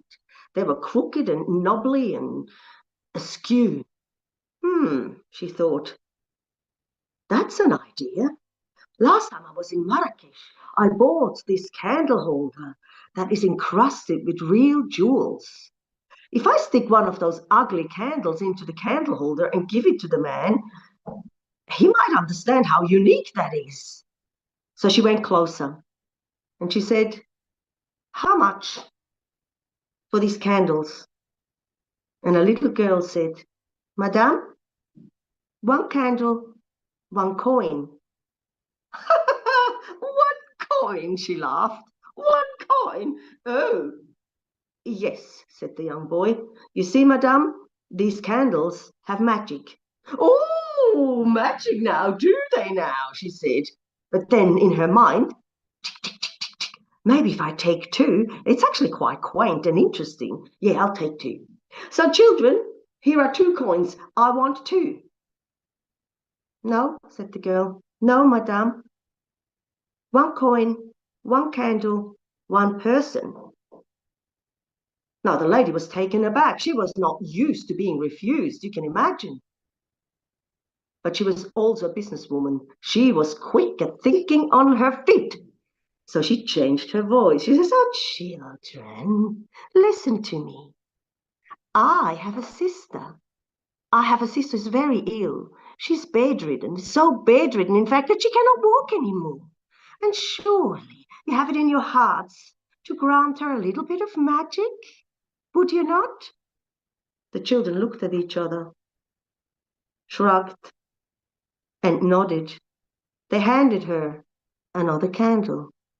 The woman disgustedly tossed 2 coins onto the crate and began to walk away. Wait, madame, cried the little girl, but too late. The lady stormed home because she was in a hurry and she did not like being near the market square. And she went home and she berated herself. Oh, what was I thinking? Look at these disgusting little candles. Magic. Indeed, magic indeed. But guess what? She was interested. So she went to her boudoir and closed the curtains. She found the match and she lit it and held it to the wick of her candle. Nothing happened. Oh, well, of course, children made these candles. I'll try the other one. She took the other one. What do you think? Nothing happened. She laughed, but it wasn't a happy laugh. She was disgusted. She says, those ragamuffins, those beggar children, I've been had. I think I'm going to go back there, if they're even still there, and give them a piece of my mind and a lot more. So she grabbed her purse, she took the 2 candles, and she stormed down, fully expecting the children to be gone. But no, they were there. She ran up to them, her fist raised. She began to scream at them, but the little girl said, "Madame, madame," and she held up a piece of paper. "You forgot the instructions, madame." "What instructions?" she said. "Instructions to put on the parchment for the magic to work." "Oh," she said, "I don't believe that magic stuff, but what kind of instructions?" "It's easy, madame," said the boy. "You take this parchment home, and on one side you write down 5 things you are truly grateful for. Then you turn it over, and you write down 5 things you are very, very sorry for, like truly sorry. And then you can light the candle, and the magic will work." "Oh, indeed," she said. "Well, then give me 2 candles, but not the ones you just gave me. They don't work." So they gave her the parchment and the 2 candles, and she went back home. "Oh dear, I don't know why I'm doing this, but it's all rather interesting." So she went home, put the parchment on her desk, and picked up a quill. "All right, and let's do this silly game. 5 things that I'm truly grateful for. I'm grateful for, I'm grateful for, I'm grateful for, oh dear, I'm rich, so, oh well, I suppose that'll do. I am grateful that I'm rich. Very, very, very rich." She wrote that down. And then she said, "What else could I be grateful for? Oh, she looked at her hair. I'm grateful for my beautiful flowing hair, and I'm well endowed, and the girls have helped me get through circles. Yeah, I'm actually beautiful. Yes, I'm sure it's okay to be grateful for one's beauty." She wrote down, "I am beautiful." Then she thought of her 2 children. Of course, they were the spitting image of her, so they were gorgeous, smart, and well educated. They only got the best. So that's 3. What else could I be grateful for? And she couldn't think of anything. She looked around, she looked out the window, and she saw she had a view of the palace. She had a view of a beautiful garden, and just behind she saw a magnificent forest that she liked to run in. And she said, "Oh, actually, I live in a very nice place. And I'm actually grateful that I get to live here." And eagerly she wrote down, "I'm grateful for the place I live in." "Ah," she said, "all right, the forest, to go for my run. I'm very fit." She put her hand on her heart and felt her heart beat, and she says, "I'm not only beautiful, I'm fit and healthy. I'm alive. Oh, I'm alive." And she stopped, and a warm feeling spread through her. Real, deep gratitude for just being alive. She wrote that down with an almost smile. She sighed and turned the page over. Should she continue? She might as well. She's gone that far. So 5 things I am truly sorry for. Quill poised. Well, she was sorry she missed out on buying that single edition Mercedes that was gold gilded and with diamond encrusted steering wheel. But somehow she knew that didn't cut it for being sorry. I'm sorry for. Oh, those wretched children with this silly idea. Being sorry for those children, wretched, wretched children. Children. She remembered something. She, my friends, had lied to these children. She did not have a sister. She was used to lying because business is business, as you all know. But was it okay to tell a lie to 2 innocent, poor children? It didn't feel so good anymore. So she wrote down, "I lied to 2 children." Then she thought of her own children. The 2 children. She never told her husband that they weren't his, because she had lain with other merchants. Well, how else can you get through those society circles? She had to work very hard to be where she was. She sometimes regretted not having been upfront with her husband, but she couldn't tell him now. He loved those children so much, and he was a very good parent. As she wrote down regret about the children, but he's a good parent, she suddenly remembered parents, Papa and Mama. Well, you need to know, she had left her parents because they were sickly. They were not very well off. They lived very simple lives, and she was ashamed of them. So she, as a young woman, had turned her back on her own parents and just walked away to get where she was today. Oh, Papa. Oh, Mama, she said. I wonder if they're still alive. Will I ever see my Mama again? She shed a tear. And she was truly sorry, and she wrote down, sorry that I abandoned my parents. Oh, Mama. Mama, mothers, just yesterday there had been a woman in the street reaching out to her. She had held a babe in her arms that was very skinny and barely clothed. And all that woman wanted was a couple of coins. She'd nearly spat at her and walked away. What a terrible thing to do. She was a mother herself. How could she have done that? I can't believe it. I can't believe I did that. And of course, she wrote that down. She was well and truly sorry. She felt sorry, and it was quite a horrible feeling.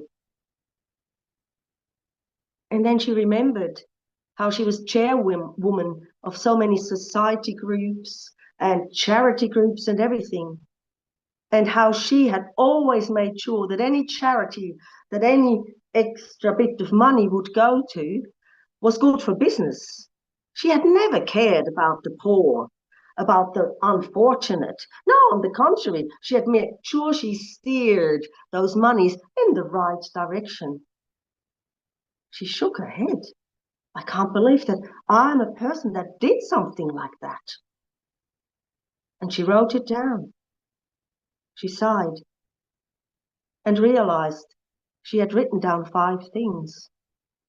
She took that beautiful Marrakesh candle holder and she put in 1 candle, and with shaking hands, she lit it. And guess what happened? It glowed. It glowed beautifully, and it began to cast shadows and pictures on the wall.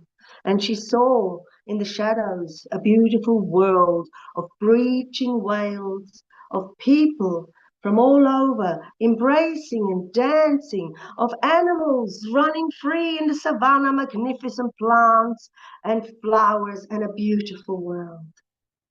But next to those shadows, she saw ruins. She saw children crying and screaming. She saw mothers holding dead husbands. She saw the whole wretchedness of times back at home and abroad. And she said, this is not right. We must do something about that. But I'm just one person, a rich person, but what can I do? Then she had an idea. She had an idea. She personally, carefully wrapped that candle holder and that candle to bring to the influential merchant the next day. She arrived at the event, and Mr. Merchant himself was sitting there, flanked by 2 servants. She watched as people brought them amazing gifts. There were exotic plants that no one had ever seen before. There were all manners of jewels the size of soccer balls, footballs. There was a lion with a diamond necklace. A real lion, I'm telling you. And every time he received the gifts, he would hand them over to one or the other of the servants and saying, yeah, go and put that over there where all the other gifts are. Thanks. And it was her turn. She handed over that small parcel. He undid it and opened it. He laughed. What's this? What an ugly candle, he laughed. Well, it's rather quaint. It's different, I must give you that. She said, yes, it is. Because it's magic. He said, you have given me the first laugh of the day, the week, and the month. I will not forget this silly present ever. Then he handed it to a servant. Go put it away. Thanks. And it went on. Now, I don't know which one of you, after the word magic, would have sidled up to the woman as everybody was mingling with their champagnes and said, magic, you said. Does it actually work? She said, oh, yes, it does. Where did you get it from? Where can I get one? Well, you go down to the market square downtown, and there on the left side of the square in the shadows, there are two children, and they're selling those candles. Children? Yeah, you'll recognize them. They wear very ragged clothes. You've gone a bit silly in your older age. These children have had you. They're beggars. Oh, I can't believe you fell for that. Magic candles indeed, they said. She took her leave. Did she go home? Oh, no. She went downtown and hid behind a tree, and she watched. And guess what? Didn't take long that some people from the event furtively looked around and went and bought a candle. First, it was about 10 of them. She went back the next day. There were more people she didn't know. 25, 78, 167, 1,001. She stopped going because she realized that the candle holders began to recognize each other by the light in their eyes. They began to meet in cafes and in secret and make plans. When many candles had been pulled, one morning the little boy said to his sister, Sis, it is time. And the two children pulled one last candle. It wasn't little. It wasn't knobbly. It was straight. It was fiery red. And it was as tall as the little girl. The two children took the candle to the square in front of the palace on the hill and lit it. Then out of gates and gardens and streets and alleys came people with their little candles. They walked past the children and lit their candle off the big red one and stood there. More and more people came, in their hundreds, in their thousands. The king happened to look out the window and he went, oh, I don't think I like it. Elon, come here. Get the guards and get rid of these kids and these candles and all this light. I don't like it. So the vizier sent all the guards, the heavies out. He sent them out to freeze off those flames. But guess what? So bright were those lights, they were quite frozen. And then everyone who had a candle held it out. And they raised their hands and they sang, rise up, O flame, by daylight glowing. Show us thy beauty, wisdom and joy. Rise up, O flame, by daylight glowing. My dear friends, I hope you find your candles. Thank you. Oh, Vita, that was lovely. I absolutely love stories like that. That's great. Absolutely. I'm looking forward to spending some time in your company. I really am. That was a lovely story. Donald, I'm going to make you jealous, and then we're going to go to Babasi. But while I'm making you jealous, I'm going to say, because my friend Wallace is over there, so I'm going to make him jealous as well.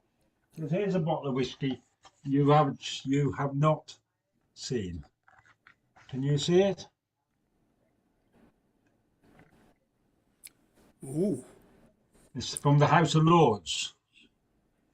And I've got some whiskey in it. I'm going to keep some of that whiskey in it for when I meet you, and I'll let you have some. But I got it when I was down in the House of Lords. The ticket to go was £40. The train ticket was 35, and that was about to put the two of them together. By far the most expensive thing I spent for that day. So I'll keep. Yeah, that. but I bet it's worth it. It's worth it just to talk about it. I'll look forward to that.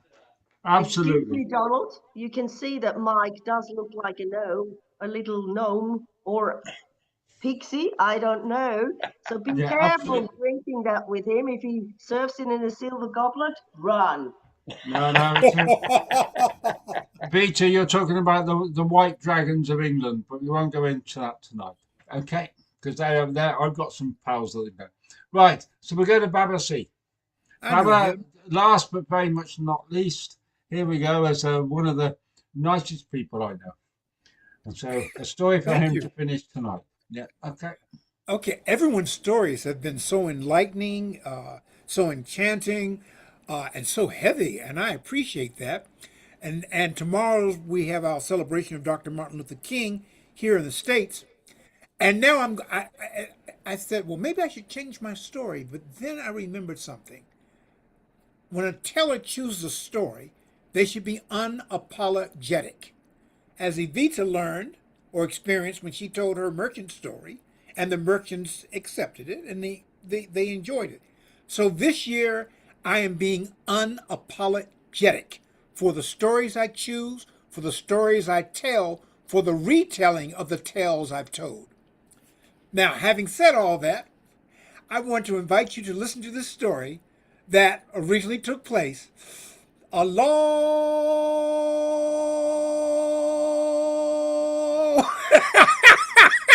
Mike, you've done something that's only happened to me twice in history. Time ago.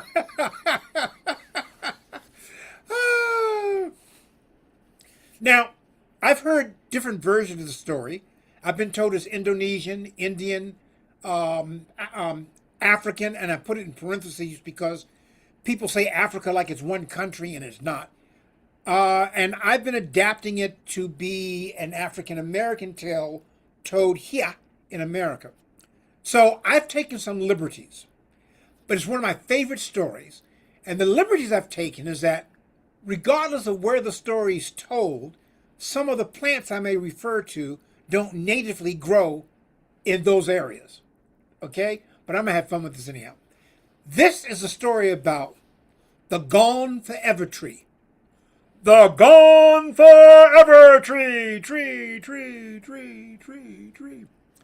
Now, the way the story was told to me, there was an unnamed character. And when I told the story to some of the wee ones, the little ones that I tell stories to on some Mondays, they decided the character needed a name, and they named him Bob.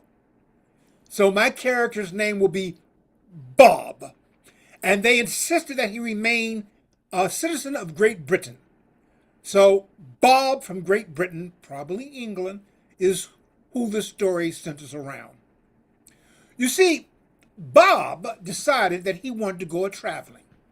Oh, by the way, any accents in this story are totally coincidental and are not reflective of any actual real live accidents. Accents. So Bob decided he wanted to go a-traveling. A-traveling he went. And so Bob decided he was going to some place in Africa. We're not quite sure where in Africa he went, but he was going to a game reserve. Is that like Whiskey Reserve? No, that's another story. Anyhow, so Bob went to Africa. Now, Bob, in his infinite wisdom, decided to go walking through the game preserve. Not in a he didn't travel in a vehicle. He didn't have a gun. He didn't have a rifle. He didn't even have a spear. He just went walking because Bob was interested in seeing nature up close. Do not try this at home. So as Bob was walking, he saw dust in the distance, and the dust cloud was getting closer and closer, and it got really closer, and Bob saw a lion running for everything it was worth. I mean, he was running. And the lion ran up close to Bob, who was not in the vehicle, had no gun, had no rifle, didn't even have a spear, and didn't have enough good sense to be afraid.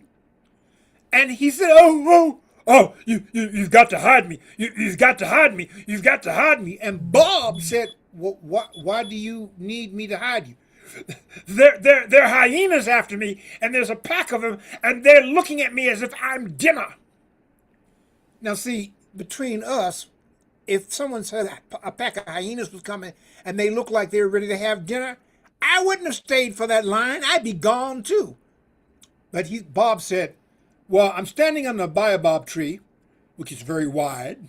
He said, hide behind that and hide behind me, and I'll send them elsewhere. And so the lion hid behind the baobab tree. For those of you who don't know what a baobab tree is, please Google it. B-A-O-B-A-B tree. Okay, back to the story already in progress. So he was hiding behind the baobab tree, which was behind Bob, and Bob saw another swirl of dust coming closer and closer and closer and closer, and it got real close, and it was 3 hyenas. Not 1, not 2, not 5, 3. And the 3 hyenas got up thinking,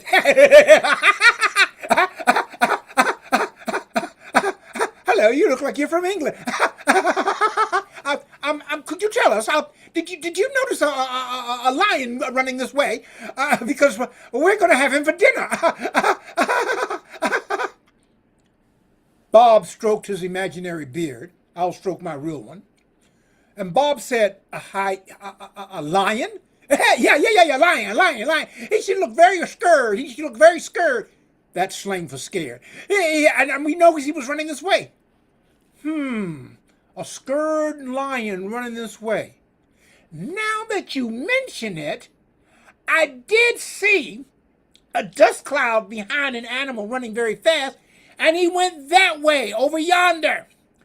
Yonder's a southern phrase meaning longer than you want to walk or be. But that's another story. And they said, are you sure? Are you sure? Yeah. Oh, yes, I'm sure. And so the hyenas turned and lickety-split, which is also a Netflix flick, but that's another story. They ran off in the direction he pointed, which was conveniently way off in another direction, the opposite of where they were. And so when the dust cloud disappeared, the lion stepped from around the baobab tree, looked at Bob and said, oh man, thank you. You saved my life, which is going to make what I got to do next very, very painful. Well, not for me, but it's going to be very, very painful. And I apologize. What are you apologizing for? Well, see, I've been running from those hyenas so long, so much today, I didn't get a chance to go hunting. And I'm hungry. I am beyond hungry. I'm so hungry I could eat an Englishman. Bob looked at the lion and said, but I just saved your life. I know, that makes it so embarrassing, but I don't have the strength to go after any of the animals. And in fact, I barely have enough strength to stand. And so you're here, I'm hungry. It is what it is. Bob said, but I saved your life. Yeah, and I appreciate that. I really do. But before he could eat the terrified Bob, a rabbit hopped up. Good, it's a rabbit. What else would it do? And it hopped up and he said, excuse me. I didn't mean to eavesdrop, but I hear you say you're going to eat this man named Bob. Well, yes, I am. But didn't he just save you from those hyenas? Well, yeah, he did. But say I'm too tired and I can't go after any other prey. He's here. It is what it is. Well, I hear you, and I think I understand. But you know, before you eat Bob, you should let him bring back a branch from the Gone Forever tree. The Gone Forever tree. Did I stutter? Oh yeah, he did. Yeah. Oh. And Bob said the Gone Forever tree. Yeah, you should bring back a big branch from the Gone Forever tree because we could use it to make a fire to make sure that that he's presentable for a meal. Oh, I hadn't thought about that. And the rabbit looked Bob directly in his eyes. Bob, listen very carefully. You need to go run right now, find a Gone Forever tree, and don't come back until you find the Gone Forever tree. You understand? Bob didn't understand. He said, yeah. And Bob took off. And Bob ran and ran and ran and looked and looked and looked. And then it dawned on him he had no idea what a Gone Forever tree looked like. So the first tree he came upon was a cactus. Yeah, I know cactus are not usually native to Africa, but you can find them throughout Africa because people have brought them back. And in some parts of Africa, they're considered an invasive species, and you can find them everywhere. Translated everywhere. So Bob saw a cactus tree, and he very carefully cut a branch from a cactus tree and took it back and got back to the lion and the rabbit. And the rabbit said, Bob, that's a cactus. That's not from the Gone Forever tree. You need to bring back a branch from the Gone Forever tree. Now you go and don't come back until you find a branch from the Gone Forever tree. And so Bob took off, and he looked and he looked and he looked, and he came across a maple tree in honor of my friend Norman in Canada. And he brought back a branch from the maple tree. And the rabbit looked at him and said, Bob, do you understand English? Well, yes, of course I do. I'm an Englishman. But that's from a maple tree. No, I tell you what, if you can't find the Gone Forever tree, bring back a branch from the Don't Come Back Here tree. Now go. And so he took off and he went hunting and hunting and hunting and looking and looking and looking. And he finally came back with a Yuletide tree. I needed another tree. And the rabbit looked at Bob and he looked at the lion and said, you know, he's so human. He doesn't listen. But Bob, we have to find a Gone Forever tree, and we need to find one soon because this poor lion is hungry. I tell you what. I tell you what. And he looked at the lion and said, I'm going to go with Bob, and together we won't come back until we find the Gone Forever tree. And then I'll make sure he comes back here so you can have a proper meal. And the lion was too exhausted. He sat down beneath the baobab tree. He said, oh, okay, I'll wait here until the two of you get back from finding a branch from the Gone Forever tree. And so the rabbit looked at Bob and said, follow me so we can find the Gone Forever tree. And they walked off because Bob was too tired to run. And they walked off, and they walked off, and they walked off, and they faded into the horizon. And some people tell me that lion is still waiting there, sitting under the baobab tree, waiting for the return of the rabbit and Bob, who never came back because they were looking for the what? The Gone Forever tree. And that's my story, for which I do not apologize. Asante. Yeah. Do not apologise. There is never, absolutely do not do that. Absolutely. It's been an absolute pleasure to sit here tonight for these 2 hours or so, listening to your stories from all over the world and different places and everything else. And in a fortnight's time, I'll be back here online. But physically myself, I won't be here in Shropshire where I normally am. I will be somewhere else. The magic carpet is going to take me away and bring me back. So I'm looking forward to it all. It was a pleasure to get a bottle of whiskey out to show Wallace and to Donald. And I'm going to keep some of that whiskey for when I'm in your company. This is the promise that I make tonight. I'll see you all in a fortnight's time. Yaspina, if you could hang on a minute, we have to have a little chat for 2 seconds. But Waleed is wanting to watch the football, so we're not going to be there. By the way, the football is 0-0. The Senegalese have got a yellow card. I don't know what that's about, and I'm going to go and watch the last 20 minutes or so. Okay, Thanks, lovely to see you all, and bye-bye, goodbye. See you all in a fortnight's time. Thank you, everybody. Thank you, Waleed. If I don't see you in a fortnight, I'll see you in 2 weeks. A fortnight will do. See you, pal. All right. And everybody, if you see Bob, tell him I said hello. See you in 10 days, Avita. Yes, excited. Thank you. Oh, Vita, I loved your story. I loved your story. I want to figure out how to adapt that, but I love that story. It's I love beautiful. that story, yes. All of your stories are beautiful. I'm going to. I'm looking forward to having a story discussion right under the stars and under the sun of Ita in Marrakesh. I need to speak to Yaspina for a moment, you two fellas. All right. And Waleed wants to go and watch the football if he's not watching it already. So I'm going to say this now, and then I'm going to disappear.